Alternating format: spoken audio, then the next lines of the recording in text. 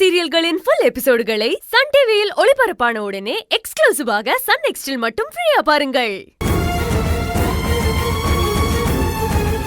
K Pooja, என்னடி இவ்வளவு நடந்திருக்கு? நீ எதுவுமே சொல்லாம நீ பாட்டுக்கு வந்து உக்காந்துருக்க. நீ எப்பவும் வெளியில போகும் போதெல்லாம் ஜாக்கிரதையா போ, கவனமா போன்னு தலைப்பாடம் அடிச்சிட்டு இருந்திருக்கேன். இப்ப இவ்வளவு பெரிய பிரச்சனை இழுத்துட்டு வந்திருக்கேடி. என்னடி இதெல்லாம்? ஏங்க பாருங்க இவ்வளவு. கற்பகம் அழாத. பூஜா, என்னடி இது? யார் அவ? எதுக்கு உன்ன போட்டோ எடுத்தான்? நினைச்சாலே மனசெல்லாம் பதறுது. திரு, என்ன பாச்சு? ஏன் இப்படிலாம்? ஏங்க இவ்வளவு விஷயம் நடந்திருக்கு. எனக்கு ஒரு வார்த்தை போன் பண்ணிருக்கலாம்ல, நான் வந்திருப்பேன்ல. நீங்க போய் எதுக்குங்க போலீஸ் ஸ்டேஷன்லாம் போனீங்க? இது என்ன சாதாரண விஷயமா? அவங்க என்னைக்கு யாருகிட்ட எந்த விஷயத்தை கேட்டு செஞ்சிருக்காங்க இன்னைக்கு கேட்டு செய்யறதுக்கு? இப்படி ஒருத்தன் பூஜா கிட்ட தப்பா நடந்திருக்கானா இவ என்ன பண்ணிருக்கணும்? வீட்டுல அண்ணனுங்கன்னு 2 பேர் இருக்கோம்ல, அவங்களே தானே போன் பண்ணி சொல்லி இருக்கணும். அதை விட்டுட்டு இப்ப போலீஸ் ஸ்டேஷன் போனதுனால இப்ப என்ன நடந்திருக்கு தெரியுமா?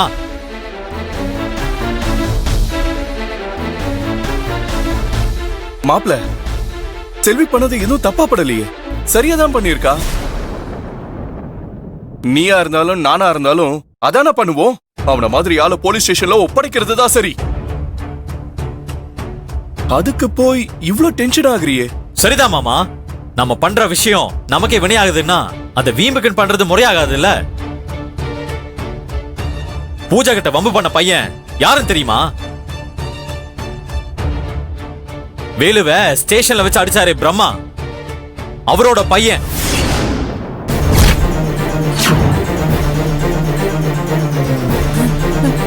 ஐயோ, என்னடா சொல்ற? ஆமாமா, ஏற்கனவே அந்த இன்ஸ்பெக்டர் வேலுவை எப்படி அடிச்சாருன்னு உங்க எல்லாருக்கும் தெரியும்ல. அப்படி இருக்கிறப்ப அந்த ஆளு பையன் தான் செஞ்சிருக்கான்னு தெரிஞ்சதும் என்ன பண்ணிருக்கணும்? பிரச்சனை வேண்டான்னு பூஜாவை கூட்டிட்டு வீட்டுக்கு வந்திருக்கணும். இங்க வந்து என்ன பண்ணலாம் ஏது பண்ணலான்னு நம்ம கிட்ட பேசி இருக்கணும்.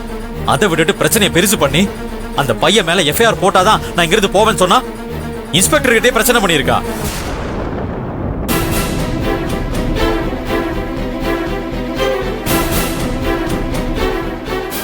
அந்த இன்ஸ்பெக்டர் குடைச்சல் கொடுக்கிற ஆள்னு தெரிஞ்சுமே நம்ம போய் அவர் பையன் மேல கேஸ் கொடுக்கலாமா? இல்ல அவன் மேல கேஸ் கொடுத்தாதான் அந்த பையன் திருந்திடுவானா? துஷ்டனை கண்ட தூர விலகுன்னு சொல்லுவாங்க. அதை விட்டுட்டு இவ்வளவு பெரிய பிரச்சனையை எடுத்துட்டு வந்தா என்ன அர்த்தம்? என்னமாமா பேசுறீங்க? அந்த பொறுக்கி ராஸ்கல் செஞ்சது ஒண்ணு சாதாரண விஷயம் இல்ல.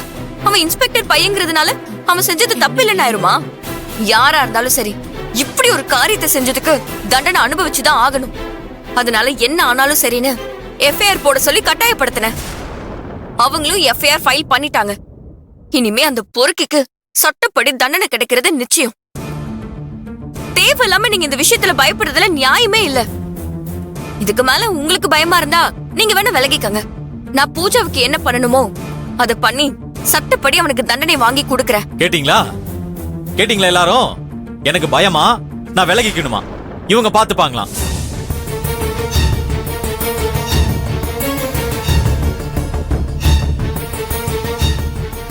இங்க பாரு, இது உன் தனிப்பட்ட விஷயம் கிடையாது. என் தங்கச்சியோட வாழ்க்கை பிரச்சனை. இதுல 3வது மனுஷன் நீதான் தேவையில்லாம மூக்க நுடைக்கிற.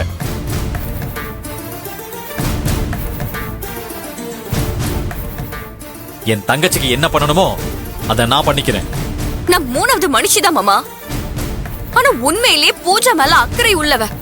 அதனாலதான் இந்த பொறுக்கிக்கு தண்டனை வாங்கி கொடுக்கறதே சரின்னு சொல்றேன்.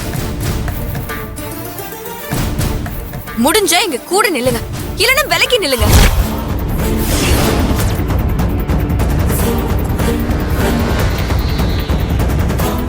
இங்க பாரு, நீ நினைக்கிற மாதிரி இது சாதாரண விஷயம் இல்ல.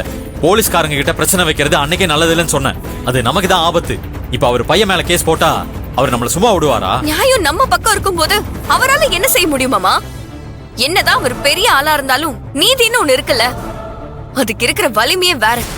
நிச்சயம் இந்த விஷயத்துல பூஜாவுக்கு நியாயம் கிடைக்கும். மறுபடியும் உனக்கு சொல்றேன், நீ புரியாம பேசிட்டு இருக்க.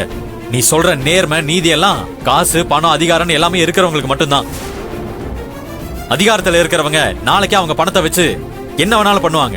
பூஜாவோட வாழ்க்கையவே அவங்க நினைச்ச நாசம் பண்ணிடுவாங்க. ஐயோ, இதெல்லாம் உனக்கு புரியாது.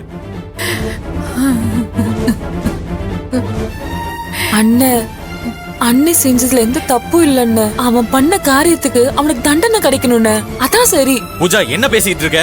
நாளைக்கு கோர்ட்டு கேஸ் அலைஞ்சா காலேஜ்ல உன் பேரு கெட்டு போயிடும். உன்னை பொண்ணு கேட்க வரவங்க நீதான் அந்த பொண்ணுன்னு தெரிஞ்சா பொண்ணு எடுக்கவே பயப்படுவாங்க. உன்னை நிக்க வச்சு கேள்வி கேட்டு டிவி பேப்பர்னு எல்லாத்துலயும் உன் பேரும் நம்ம குடும்பம் பேரும் தான் வரும். இதனால நம்ம குடும்பத்தோட மானம் காத்துல பறந்துரும். இதெல்லாம் செல்விதான் நினைச்சு பார்க்கல, நீ கூட நினைச்சு பார்க்கலையா?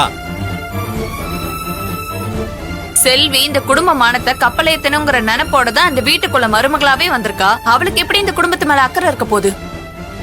ஐயோ பூஜா, அண்ணன் சொல்றதாமா சரி. இத பாரு, நீ பொம்பளை புள்ள. நாளைக்கு ஊருக்குள்ள 4 பேர் விசாரிச்சா இந்த விஷயம் ஊர் ஃபுல்லா பரவிடுமா? அப்புறம் உன் எதிர்காலம் என்னடி ஆவறது? ஏற்கனவே அந்த பொறுக்கி ஒண்ணு போட்டோ எடுத்து வச்சிருக்கான். இப்ப போலீஸ் கோர்ட்டு கேஸ்ன்னு போனா நாளைக்கு உனக்கு ஏதாவது ஒண்ணு கிடக்க ஒண்ணுன்னா ஐயோ என்னால எதையுமே தாங்கிக்க முடியாதுடி. ஆமாம்மா, ஊர் உலகத்துல இந்த மாதிரி நிறைய பசங்க சுத்திட்டு திரியறானுங்கம்மா. நாம தாம்மா கொஞ்சம் ஜாக்கிரதையா இருக்கணும்.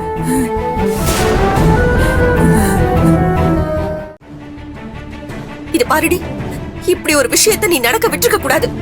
ஏதோ நம்ம கேட்ட நேரம் நடந்து தொலைச்சிருச்சு. இப்போ அது பெருசு பண்ணி ஒண்ணுமே ஆக போறது இல்ல. இதுக்காக போலீஸ் ஸ்டேஷன் கோர்ட் அலைஞ்சனா நீ சின்ன பொண்ணுடி, உன் நிலைமை என்ன ஆகும் யோசிச்சு பாரு. என்ன நீங்களும் இப்படி புரியாம பேசுறீங்க?